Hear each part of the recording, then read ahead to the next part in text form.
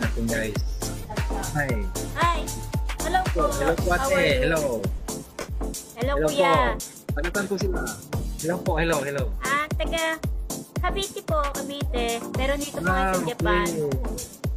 School, ano ba? Ng school? Student ba? Work na? Working. Working. Saan ka ngayon ate? Saan po kayo? Saan po kayo ngayon? Good kayo? Nasa Japan po. Okay. Okay. Sa Saudi. Okay, so, totally, pwede ba kita ma-interview ito? Para sa mga okay lang viewers? Bro? Sige, sige. Okay Mga lang. about tips ate? Yung mga tips kung yung mga requirements, no, di ba? Para sa mga gusto rin abroad, no? Sample natin ate, tapos mga tips. Bigay tayo. Oh, listener guys, makinig tayo kay ate. From Japan. Okay, start tayo ate, start tayo. Okay.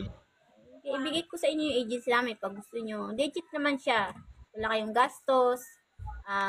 Meron pag ibang Kasi kung sa ibang kategory meron. Sa amin kasi wala. Kasi mga sower kami. Yes po, yes. Mananahi. Walang gastos. Okay. Ang gastos lang namin ay yung accommodation, tapos pagkain, tapos yung mga t-shirt na uniform sa agency.